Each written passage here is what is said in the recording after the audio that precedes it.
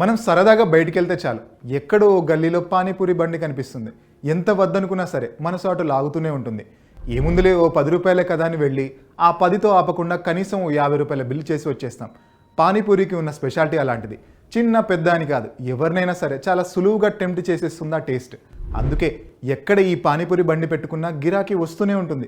సీజన్తో సంబంధం లేకుండా కళకళలాడిపోతుంది ఈ వ్యాపారం.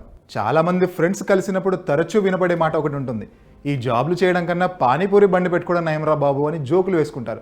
కానీ పానీపూరి బండి పెట్టుకున్న ఓ వ్యక్తి ఆదాయం చూస్తే కళ్ళు తేలేస్తాం.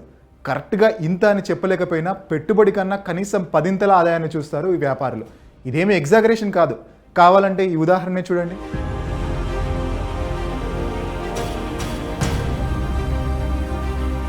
తమిళనాడులో ఓ పానీపూరి వ్యాపారికి జీఎస్టీ నోటీస్ వచ్చింది.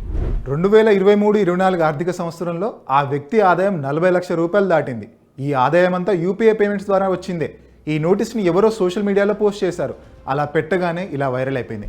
పానీపూరి బండి నడుపుకునే వ్యక్తికి ఇంత ఇన్కమ్ ఉంటుందా అన్నదే ఓ ఆశ్చర్యకరమైన విషయం అయితే, జీఎస్టీ నోటీసులు పంపడం మరో ఇంట్రెస్టింగ్ అంశం. Tamil Nadu goods and service tax, central GST tax చట్టాల్లోని ఓ సెక్షన్ ఆధారంగా ఈ నోటీసులు ఇచ్చారు. దాదాపు 3 ఏళ్లుగా ఆ వ్యక్తికి ఏటా ఎంత ఇన్కమ్ వస్తుందో, యూపీఐ ద్వారా ఎంత మేర చెల్లింపులు జరుగుతున్నాయో ఆ నోటీస్లో చాలా క్లియర్గా ఉంది. అప్పటి నుంచి సోషల్ మీడియాలో రకరకాల మీమ్స్ వస్తున్నాయి, డిబేట్స్ కూడా జరుగుతున్నాయి. జీఎస్టీ నోటీస్ ఇవ్వడం అంటే ఇకపై పానీపూరి వ్యాపారాలపైన కేంద్రం ఫోకస్ పెడుతుందా అన్న డిస్కషన్ కూడా మొదలైంది. అదే జరిగితే ఈ వ్యాపారులు కూడా ట్యాక్స్ పేయర్స్ అవుతారు.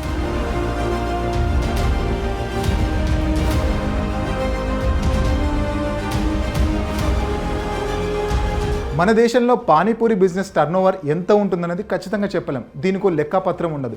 సగటున చూసుకుంటే ఓ మంచి ఏరియాలో బిజినెస్ స్టార్ట్ చేస్తే నెలకి తక్కువ 4 లక్షల రూపాయల వరకు ఆదాయం ఉంటుందని ఓ అంచనా.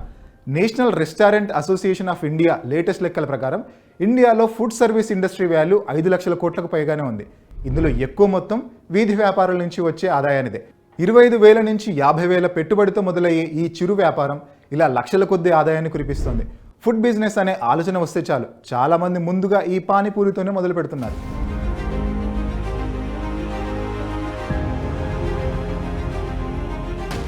ఇక జీఎస్టీ నోటీస్ సంగతి చూద్దాం. రూల్ ప్రకారం చూస్తే గూడ్స్ సర్వీస్ సెక్టార్లో ఉన్న వాళ్ళకి ఓ సంవత్సరానికి 20 లక్షల కన్నా ఆదాయం ఎక్కువగా ఉంటే ఖచ్చితంగా జీఎస్టీ రిజిస్ట్రేషన్ చేయించుకోవాలి. ఈ లెక్కలు తెలియడానికి కేంద్ర ప్రభుత్వం డిజిటల్ పేమెంట్స్ని ఎంకరేజ్ చేస్తోంది.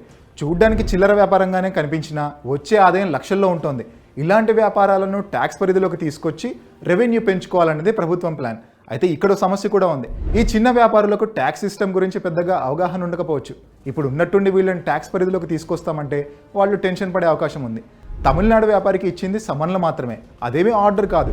యూపీఐ ద్వారా జరిగిన పేమెంట్స్ డీటెయిల్స్ అన్ని సబ్మిట్ చేయాలని మాత్రమే అందులో చెప్పింది. ఓ లెక్కపత్రం ఉండాలనే ఉద్దేశంతోనే ఈ నోటీస్ పంపారా, ఇలాంటి వ్యాపారాలను ట్యాక్స్ పరిధిలోకి తీసుకొస్తామని హింట్ ఇచ్చారా అన్నది తేలాల్సి ఉంది.